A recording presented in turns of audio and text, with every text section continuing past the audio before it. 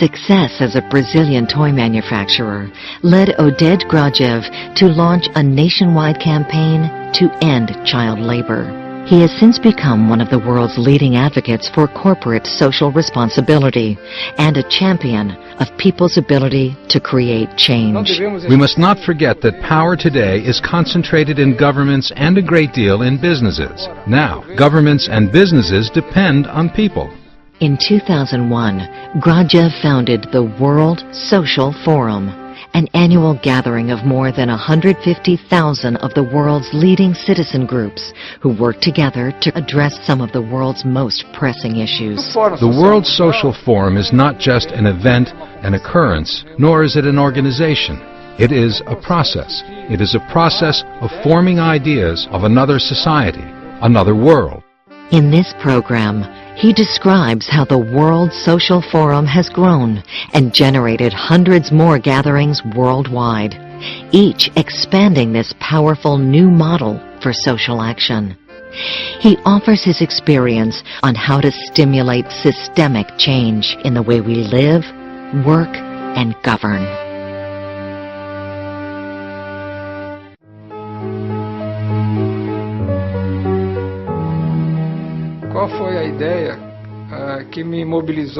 What was the idea that mobilized me to create the World Social Forum?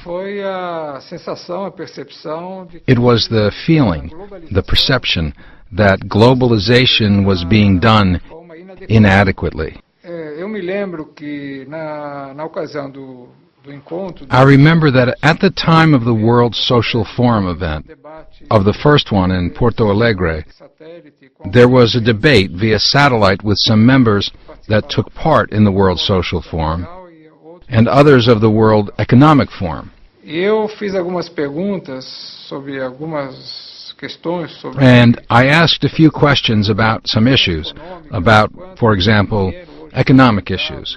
How much money today circulates in the financial market? Issues about exchange, trade, interest, inflation.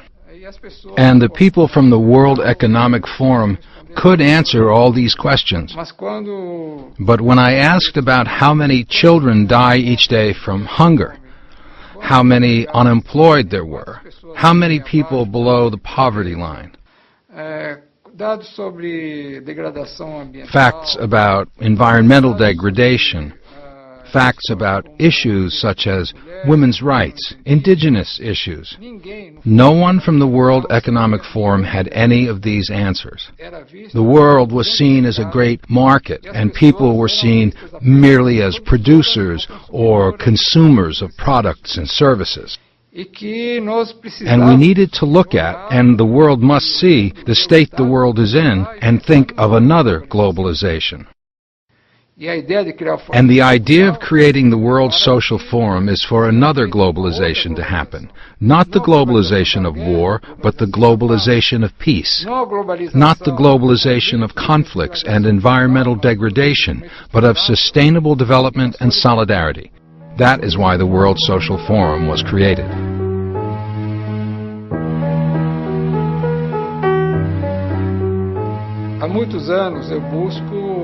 For many years, I have tried to leave room in my life for reflection, for leisure, for inactivity, for creativity. And I've always traveled with my wife, my great companion Mara. And in February of 2000, I was in Paris. And it was at the time of the World Economic Forum. And I was always bothered by the ideas, the proposals of the World Economic Forum, with its view of the world, a merely economic view, as though people were in service of the economy, and not the economy in service of the people. And always with those ideas that we've reached the end of history, and that now mankind has found its path, and that anyone who speaks against this path is someone without purpose. And I was with Mara, and I had the idea that something needed to be done to show people that there were other ways to live, other paths to globalization. That the way the World Economic Forum viewed the world and viewed people would lead the world to a great disaster. And there must be a counterpart to the World Economic Forum, and show people that we needed to make other decisions and other choices, and that it was important to have the World Social Forum at the same time as the World Economic Forum, so that people were faced with choices. Where am I going? What is my view of the world? What are my values? Making choices, that was always my view. And I asked, Mara, is this idea too crazy, too unfeasible? What do you think? And she said it was a good idea that we needed to explore more. And I have a great friend, Francisco Whitaker, who is a great and long-standing social and political activist in Brazil.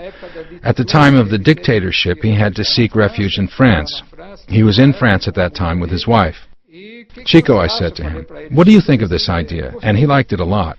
We knew a journalist named Bernard Cassin from Le Monde Diplomatique, and it was Bernard Cassin who suggested Brazil and Porto Alegre because Porto Alegre in Brazil was a symbol of another kind of administration, more democratic, more popular, and within the view of another globalization. We agreed that I would go back to Brazil and explore the idea with a few colleagues, with the governments of Porto Alegre and the state of Rio Grande do Sul. I called a few of my friends who were part of the social movement, of the union movement, for a meeting at Instituto Ethos. There were 7 organizations that I called, so there were 8 people. I put the idea to them, along with Chico Whitaker, and asked what they thought. They liked it, so we went to Porto Alegre, we selected a location, saw how many hotels there were, the infrastructure. I went after money. At that time, it cost about $200,000 to set up a staff, a secretariat, and we gave a green light to the international movement. And in June of that year, in Geneva, we launched the movement internationally. And 7 months later, in January of 2001, we had the first World Social Forum. So it was a year between having the idea and making it happen. And when the World Social Forum was over, I told my wife that it was a gift from God to have the idea and to be able to see the World Social Forum happen.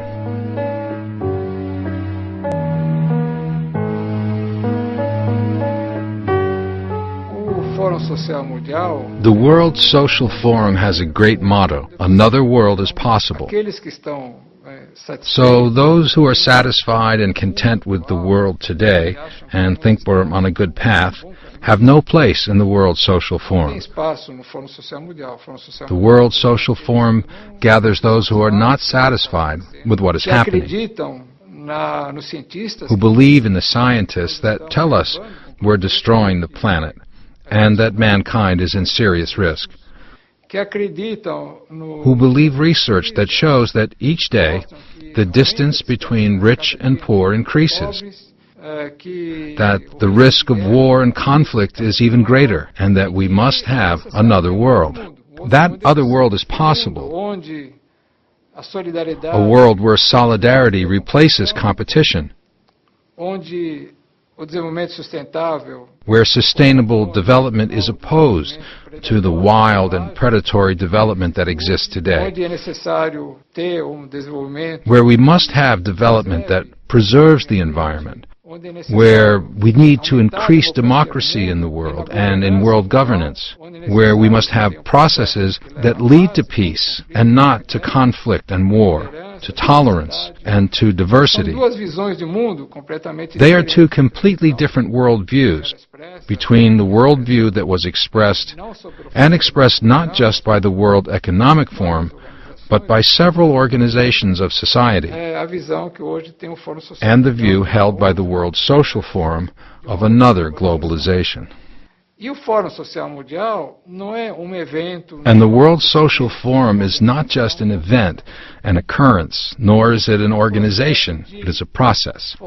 It is a process of forming ideas of another society, another world, other worldviews,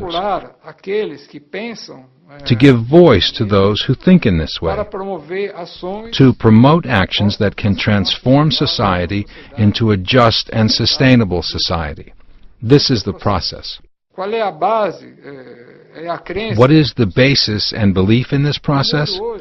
The world today has very concentrated power. Very few today dominate and exploit billions and billions of people. And power is concentrated more and more. Poverty is expanding more and more. How can that be possible? It is possible because people think when they are exploited that there is no other way to do things, that this is the way of the world, that you can't do it any other way, you can't react. They are too dominated today by their thinking, their ideas, by brainwashing. So, first we must show people that the world is not like this. This world is made by people and can be changed by people. There are other ways to promote society, to coexist with people, and to promote development. Second, these people and the organizations that think this way are too disorganized. They can't get together. But when that majority does manage to get together, it will acquire enormous political transforming power. It is a process of changing people's minds, but also of gathering people and setting up a great network of change in society, and of formulating political strategy proposals for transforming actions.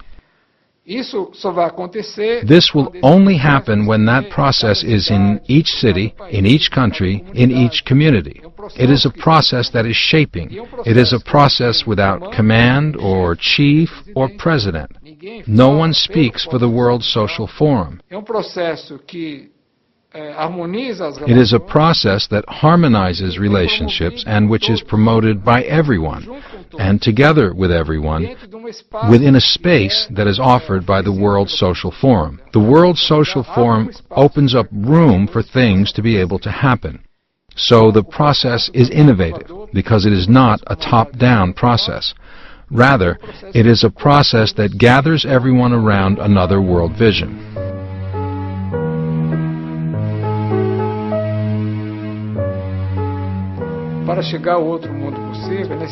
To get to another possible world, we need for another kind of political behavior to be possible. What is the traditional behavior? It is a hierarchical behavior. It is behavior that directs people. And the idea of the World Social Forum is to have a political behavior that is very much a unification process, and that makes room for the immense diversity there is today in society. So the World Social Forum is not a vertical organization that speaks for people. Rather, it is an organization that articulates a process and makes room for anyone who wishes to articulate an action within the Charter of Principles to be able to do so within the space and the process of the World Social Forum. So, within the space of the World Social Forum, there can be various declarations of various organizations. Various action plans can be publicized. Not of the World Social Forum, but of the participants of the World Social Forum process, to give space to those who fight for environmental issues. Others fight for women's rights. Others fight for children's rights.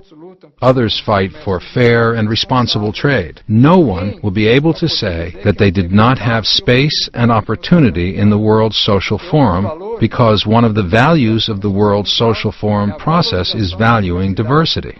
It is also important to better understand the World Social Forum, to know the Charter of Principles of the World Social Forum, which summarizes these ideas and shows the process that the World Social Forum intends to unfold. For example, valuing democracy, valuing peace and peaceful processes.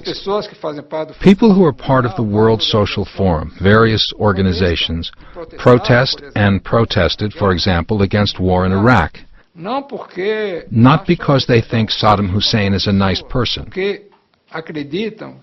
because they believe that the path to peace goes through peaceful processes, not through war. Like Gandhi says, the path to peace is peace. No violent action, even if for an apparent benefit, in quotes, is justified by the World Social Forum. The World Social Forum, for example, does not include any organization, any association that professes violence as a form of political action. Democracy, peaceful processes, and a worldview is the arena in which the process of the World Social Forum develops.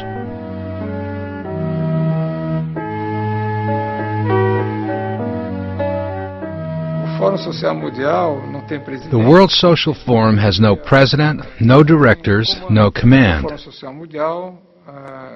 What the World Social Forum has is an organizing committee for the Forum's world events, and an international council formed by over 100 organizations. Both the organizing committee and the international council have the mission to uphold the process, to increase the process, to enhance the process, to make room so the process can happen. The World Social Forum has a methodology based on the idea that we need to formulate ideas, to promote dialogue between the many organizations in order for this to result in an action plan of social transformation. So the organizations enroll, hold their workshops, their conferences, their debates. We had, for example, in the last World Social Forum, in the last forums, a few thousand workshops, conferences, lectures, debates. The forum's organizing committee, based on the organization's requests and expected attendance, allocates these activities within the physical space of the World Social Forum and elects important themes to be guidelines for enrolling in workshops, lectures, and activities. From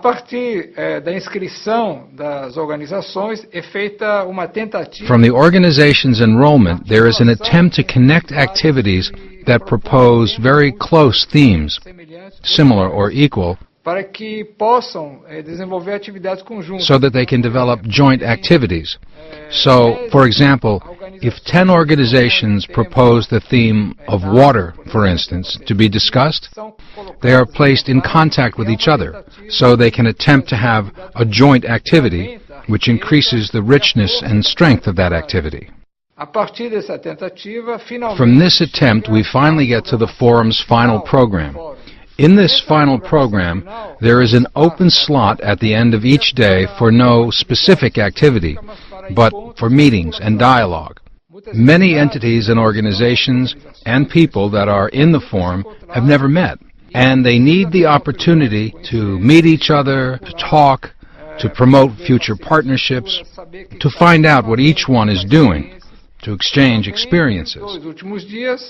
And on the last 2 days, the program encourages organizations participating in the forum to present action plans. What do they intend to do in order to ensure what they want to make happen? And this time slot for presenting action plans also gives an opportunity for all who are there to get involved in one, another, or several action plans. So, for instance, if there is an action plan to democratize the United Nations and there are proposals for action, I, who am interested in the theme, or my organization, can have the opportunity to join that work, that organization, and that action plan to promote a form of pressure for the United Nations to actually be a democratic entity. If there is another organization with an action plan to promote peace in conflict regions, I can join those action plans, together with those who are interested in the same theme. So there is all this organization to open space, to join in that space organizations that deal with similar themes, and a space for presenting action plans and joining forces and strengthening several action plans with the engagement of many social entities. The resources for the process come from several sources. A good part of the resources comes from people who enroll in the World Social Forum events. Another part comes from institutional support from foundations, social organizations, international social movements. Other resources come from governments who support the World Social Forum, both at local and national levels, from international cooperation. The resources are very, very diverse, so that no supporter, no sponsor of the World Social Forum has enough weight to influence anything within the World Social Forum.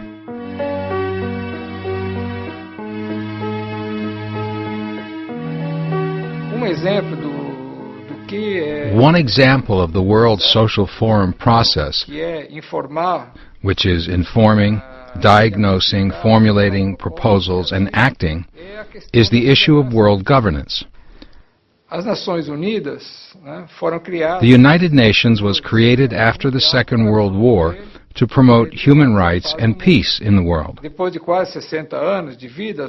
After almost 60 years of the existence of the United Nations, we can say that the world is far from peace and far from having preserved human rights.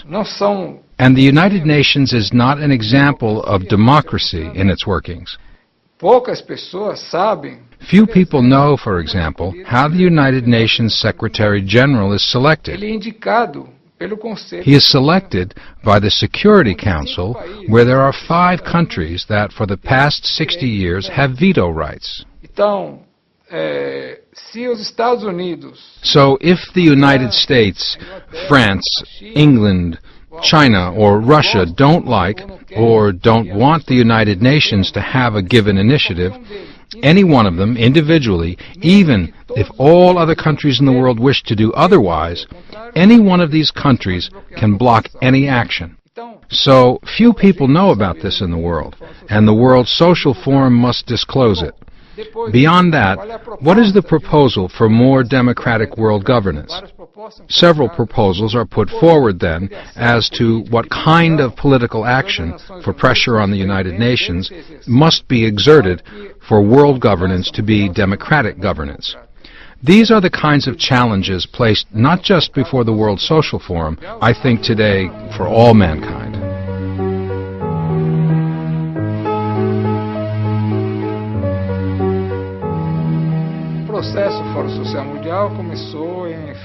The World Social Forum process began in February of 2001 with a great event in Porto Alegre in Brazil. After that, what happened was that there began a great World Social Forum process in which we have had, up until now, hundreds of local World Social Forums. Several cities in the world have held, at different times, meetings within the framework of the World Social Forum. The expectation is always the same, of having opportunity in each space, of learning the situation, educating people, opening discussions so that more information can circulate between people, so that organizations that work within the world view of the World Social Forum can meet, exchange ideas, exchange information, build partnerships, articulate actions. We have also had thematic meetings in several places in the world. For example, on the issue of trade, the issue of peace, of democracy, the issue of human rights. So several thematic forums have been held in several countries in the world. Every year we have had several continental forums, a forum in Europe, a forum of the Americas, Asian forums, African forums. Several forums happened over time. We have already lost count. There are hundreds of meetings within the framework of the World Social Forum. And this is exactly what we want in the expansion of the World Social Forum process. An important step was taken in 2004, which was holding the Social Forum in India, the annual world meeting in India. It has been decided that the annual meeting of 2007 will be in Africa, which is a very important space, a very important continent for the movement. In short, the World Social Forum has grown in occurrences, in events. The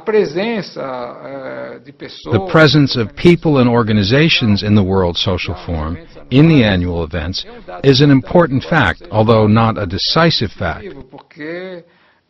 because the idea is much more for the forum to expand in several places in the world. But in the first WSF, we had about 35,000 people with the participation of 15,000 organizations. Today, we have participation of 150,000 people with 40 or 50,000 organizations. The conferences, debates, and activities have multiplied 3 or 4 times in each of the annual meetings that have been held. We are not afraid that the forum will expand and include many more people, because that is precisely the idea. We're afraid of the opposite, that the World Social Forum will be restricted to too few people and to too few organizations. But we are not afraid either of the World Social Forum, quote, losing control, unquote, because control does not exist over the process. The only control there is the Charter of Principles, the ideas, and the world view of the World Social Forum. So I think that in a short time, the World Social Forum has really become the great landmark of establishing a world civil society, in a great worldwide articulation of civil society to build a sustainable society for sustainable development.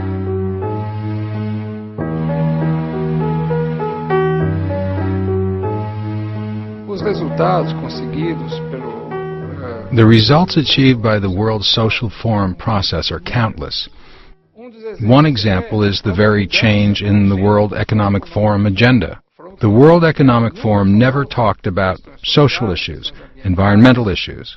Today, the World Economic Forum discusses environmental and social issues, with not much depth, but it does place a different kind of discussion on its agenda. The great mobilization of the World Social Forum against the war as a way of resolving conflicts, the great protests in Europe against the war, caused several countries to decline to commit to war in Iraq. The changes proposed today in the United Nations to make the United Nations more democratic certainly resulted from various pressures that were exerted thanks to the political actions and debates in the World Social Forum. Today, there is, for example, the commitment of Russia that completes the series of countries that have signed the Kyoto Protocol. The Kyoto Protocol did not become the reality it is today simply through will of the countries. It was thanks to enormous pressure from society, and it was and is one of the most important themes of the World Social Forum. Another important result of the World Social Forum is the concept of fair trade, of sustainable trade. And in this articulation between entities, there is today a unanimity that we should not accept trade based on child labor, on slave labor, on environmental degradation. In short, this pressure from society for a fairer and more sustainable trade has made various international corporations completely change their strategy for production, for businesses, for marketing products. An important thing is that we have unveiled, we have completely buried the idea of a free market, because that free market does not exist. First, the idea of free market is usually the market where the rule of the strongest applies. Today, we need behavior rules, relationship rules, and to show that the idea of free market was always posed as an idea of free for you and not free for me, and that the rules of market today are the rules of the strongest that favor the strongest. Another important idea that came up is the issue of the poorest countries' debts.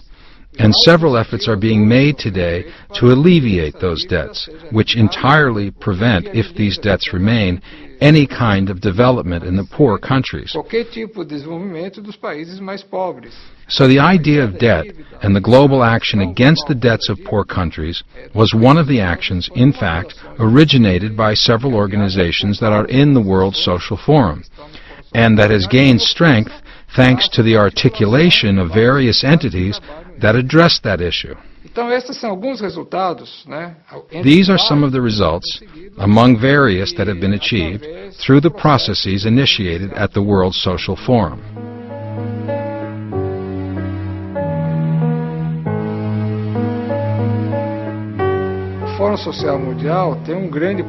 The World Social Forum has great potential to save mankind from the great social and environmental disaster that is on our threshold.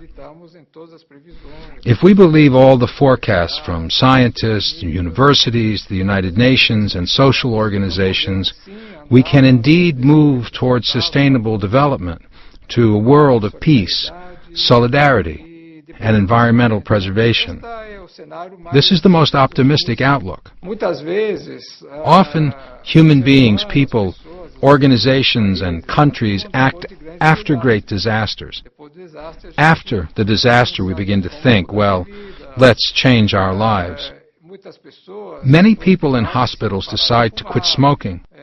Many people decide after their child leaves home to have a better relationship with their children. Many businessmen, after great problems, decide to change company management. In the case of mankind, if the disaster happens, there won't be actions afterwards, because the disaster is a disaster of enormous magnitude. The great challenge, the great risk of the World Social Forum movement is for it to become a movement and a process already known and traditional in the other world, this current world that we already know, and not to be the movement of another transforming world. This is a great risk that exists for any social organization, any social entity that intends to be a transforming entity. Social organizations, the great transforming social entities, are always created by a small group, usually very idealistic, very bold, very creative, that manages to build a transforming organization. Often that organization begins to gain recognition, to grow. And the great risk is for the energy that was directed toward that mission to begin little by little to turn to the actual organization. The question is no longer what is good for achieving that mission, but what is good for the welfare of that organization. The organization becomes an end in itself, and the mission ends up being more and more forgotten. Another great risk is to transform the energy that was directed toward the mission into energy for the political struggle to control the organization.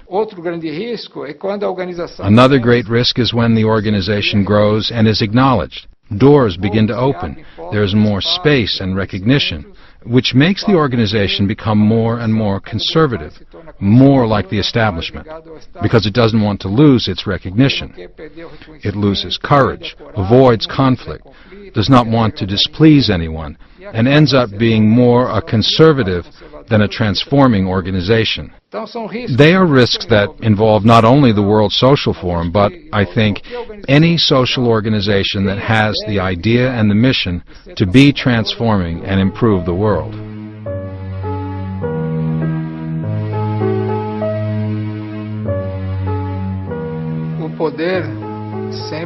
Power is always a means. Actually, it should always be a means for something, to transform society, to improve people's lives, to promote the well-being of everyone. The risk is power being an end in itself, having resources, having money, just to have it, just to have power. but not money and resources as means for a better life, a means for happiness. People have the power of transformation. We must not forget that power today is concentrated in governments and a great deal in businesses. In fact, businesses with their economic power also have great control over the political process, the electoral process. The decisions made today in the world are made by governments and by the great multinational businesses. Now, governments and businesses depend on people. Governments are elected by people, and businesses live on their consumers, the people that buy their products and services. If people decided to vote only for representatives that are committed to sustainable development, to social justice, to human rights, that has great transforming power. If consumers, each of us, when we select our products and services, try to buy products and services only from companies that are socially responsible and don't violate human rights, that don't use child labor, slave labor, that don't pollute, that don't practice corruption, that don't support corrupt politicians, that has great transforming power. When we have these movements, we have already had several of them, sporadically in several moments, but when this becomes a permanent part of society, of people voting for candidates that represent their worldview and buying products and services from socially responsible businesses, that has great transforming power. And that is what we are counting on. That is what I am counting on.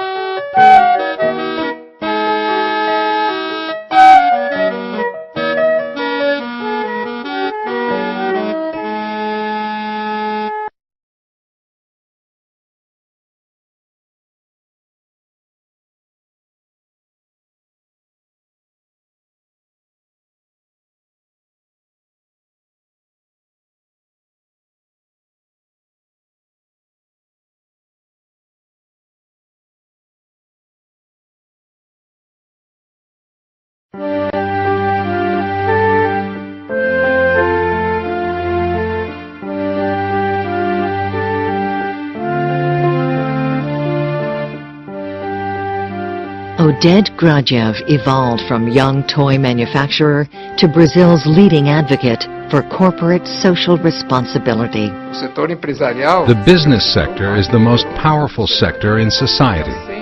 Of the 100 greatest economies in the world, 51 are businesses. He founded the Abrinque Foundation, which made great inroads against the practice of child labor, and Instituto Ethos for Business Social Responsibility, an organization that has engaged more than 1,000 companies, representing a third of Brazil's gross domestic product, to adopt socially responsible practices. Social responsibility is nothing more and nothing less than doing the right things. And when you do the right things, the personal advantages are enormous. And on the other hand, we show the risks of not having socially responsible management. Oded Grajew has made a career of bridging divides between conservative and progressive, labor and business, public and private. In this program, he shares his methods of enlisting everyone in the effort to build a sustainable society.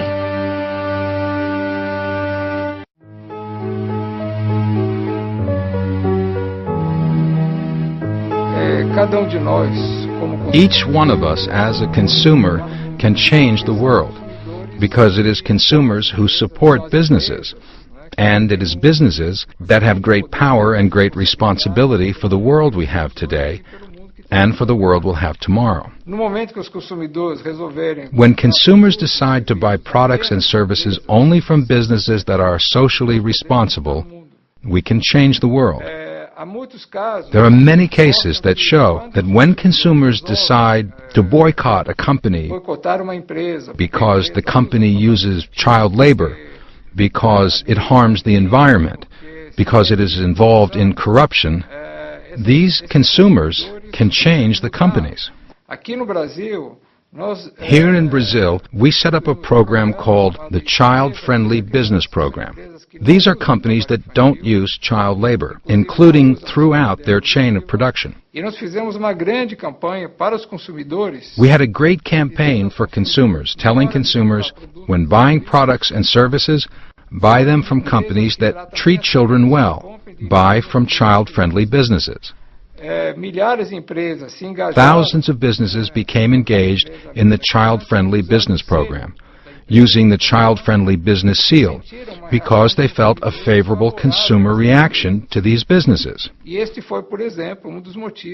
And that was, for instance, one of the reasons that made child labor in Brazil go down around 40% in the last few years, because businesses began to be concerned with these issues.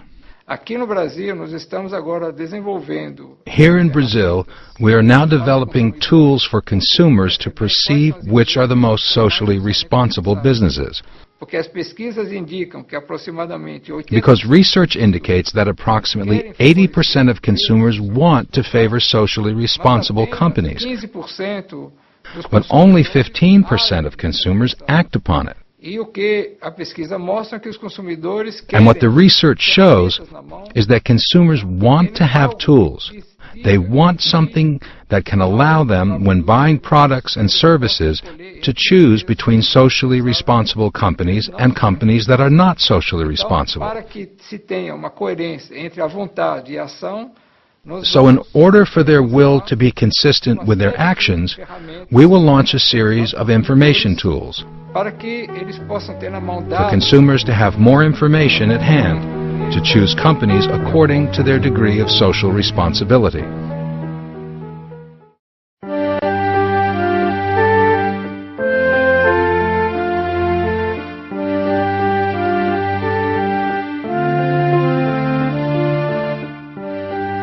In the early 1970s, the newly independent country of Bangladesh was reeling under the effects of war, flood, and famine. Fazl Hassan Abid organized a relief effort that was quickly transformed into something very different. We came to the conclusion that relief and rehabilitation is not going to be enough. It has to be a long-term commitment to development. People who are poor and going to remain poor unless we bring about change. Abid understood that one does not simply develop people. People must develop themselves. Through the Bangladesh Rural Advancement Committee, now simply known as BRAC, he has enabled millions of people to break away from poverty. Poor people are poor because they are powerless. You must organize people for power. They must organize themselves in such a way that they can change their lives. In this program, Abid shares his story and that of BRAC as it has grown from a small group of dedicated staff members to a giant non-government organization of over 4 million members, which continues to be a guiding light for all who take on the task of global development.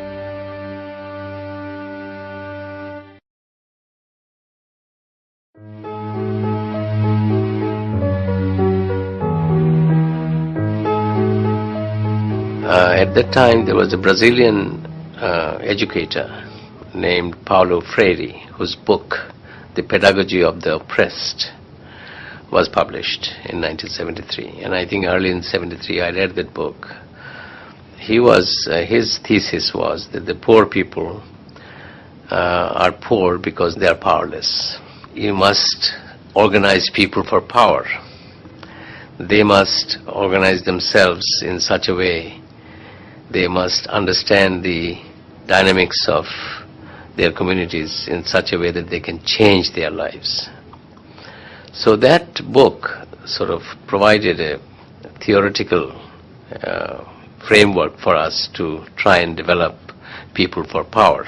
So we set up a whole 100 lessons in which we sort of started building self-worth in people.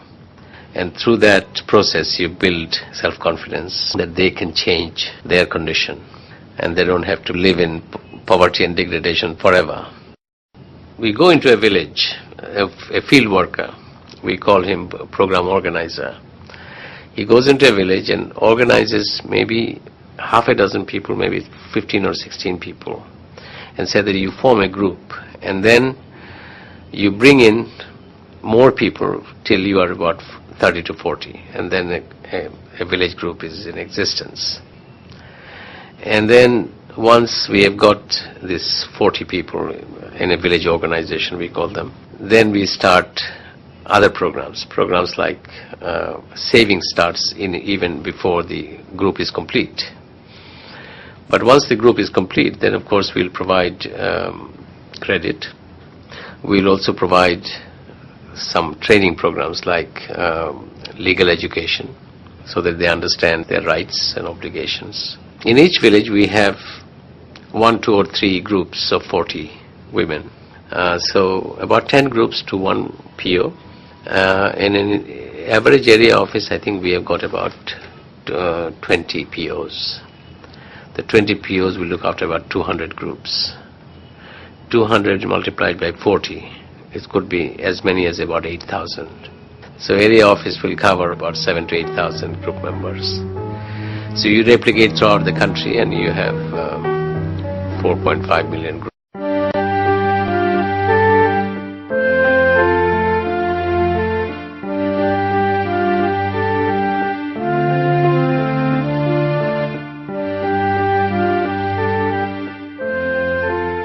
An explosion in innovation has created a global economy that has benefited millions of people. But many others have suffered with no governance structure in place to protect the public good. Global governance right now is tilted towards the interests of the powerful and rich.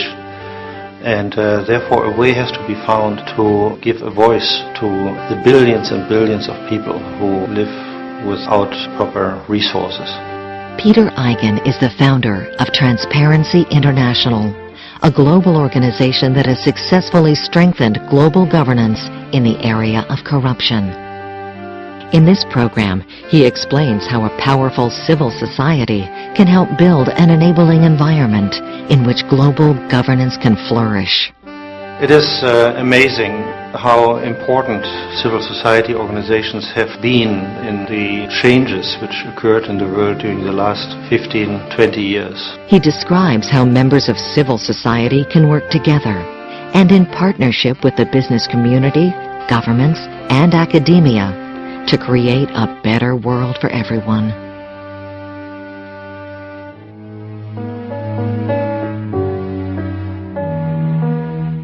Global governance has to be more responsive to the interests of the poor. Global governance right now is tilted towards the interests of the powerful and rich, and therefore a way has to be found to give a voice to the billions and billions of people who live without proper resources. The way one can do this is only by giving a stronger say to the representatives of these people, and as long as, for instance, their governments are themselves corrupt and don't have compassion for their own poor people, as we very often see by the tremendous wealth which is amassed by the governments and politicians in very poor countries. There has to be some other way, and I believe that this is the area where civil society organizations have a tremendous responsibility. Well, civil society organizations have to, of course, live up to this new responsibility. They have to, in my opinion, become much more competent to understand the complexities of the area in which they want to take on responsibilities.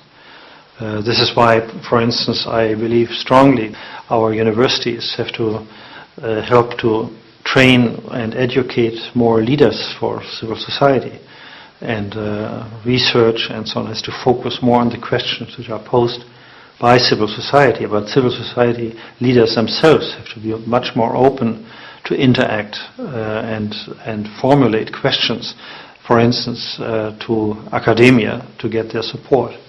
Civil society also has to be much more open to cooperate with the traditional actors of governance. So they should not be too one-sided in, for instance, condemning the World Bank, condemning major multinational corporations. They should rather try to understand their interests and their strengths and cater to these interests and strengths in order to form compromises which will lead to change.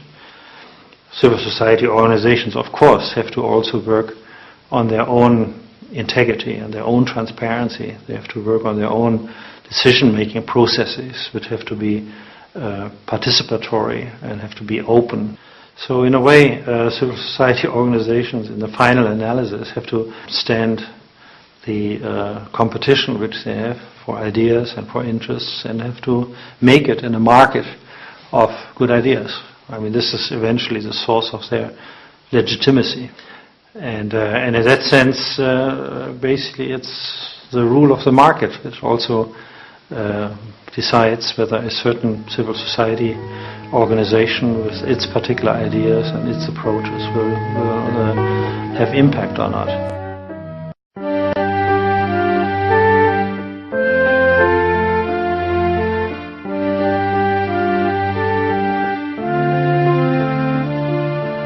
Muhammad Yunus created Grameen Bank, a bank tailored for poor people, in response to crushing poverty in his newly created country of Bangladesh.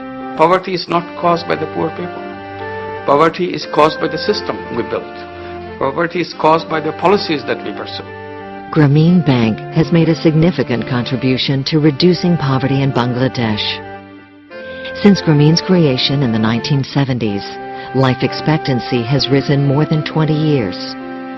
The fertility rate has been cut in half. It is estimated that each year, 200,000 Grameen members and their families escape poverty. The question is, where do we end up? 10 years from now, 20 years from now, 50 years from now? We did something wrong and the poverty is created. So let's do something right so that poverty disappears. Dr. Yunus traces the growth of microfinance into a worldwide movement. He shares his vision for using it to meet the Millennium Development Goals and to create a poverty-free world. He describes what it will take from all of us to enable microfinance to reach its global potential.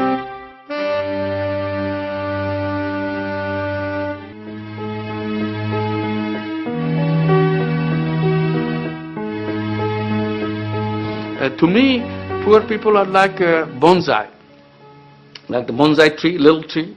You pick the seed of the tallest tree in the forest and then take the best seed out of that and plant it in a flower pot. You got a tiny little tree and call it a bonsai. Nothing wrong with the seed. We got the best seed possible. Nothing wrong with the tree because we picked the tallest tree in the forest. But actually it grows this far. Why? Because we put them into a flower pot, the base. Society is the base. And society is so stingy, it doesn't give them the poor people space to grow. So I said, change the base. If you change the base, anybody will be as tall as anybody else. My belief is poverty is not caused by the poor people. Poverty is caused by the system we built. Poverty is caused by the policies that we pursue. So if these are my conclusion, I have to prove that this is true. So I built Grameen Bank as an institution, a bank, but a different kind of bank. You say, there are banks, why did you create another one? I said, this kind of bank doesn't exist. That bank created poverty. These banks get them out of poverty. We assume that some people will always remain poor. I'm always asked in Bangladesh, you talk about having a poverty-free world, are you crazy? Even the richest country in the world, United States, they have poor people there. I said, look, no matter how rich you get in the present system, you'll have poor people. So I'm trying to change that system. And that system, there will be no poor people because people are as capable as anybody else.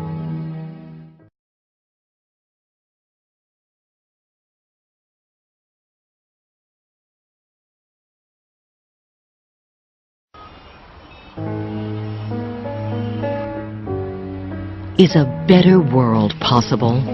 The challenges sometimes seem overwhelming. Billions of people have no access to education, health care, clean drinking water, or even basic human rights. Their poverty is compounded by corruption, conflict over resources, economic stagnation, and violence. Some countries, whole generations of young people are being lost. So the cycle goes on and on. So one has to break that cycle. Where are the solutions? And who are the change makers who can create them? In the past few decades, a powerful force has emerged. New leaders finding new ways to tackle the world's biggest problems. Problems that governments and businesses alone have not been able to overcome. This is a new language, a new way of looking at the world. Very different structure, different framework, different reference points. This global revolution is led by social entrepreneurs, innovative people who respond to local problems, engage their communities in solving them, and accelerate change. What has happened during the last 5 years is breathtaking.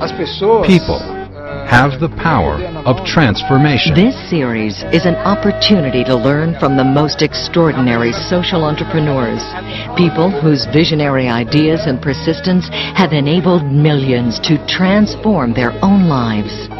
These founding members of Ashoka's Global Academy for Social Entrepreneurship have lessons to offer us all about the power of our own potential. They all started small, from humble beginnings.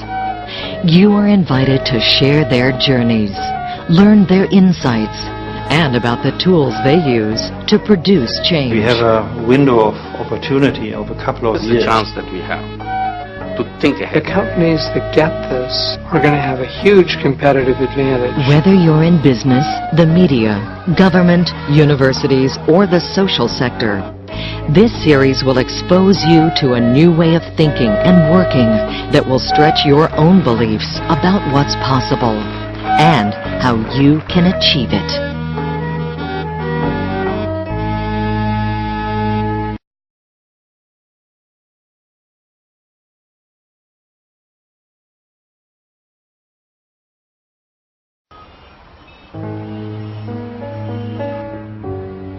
Is a better world possible?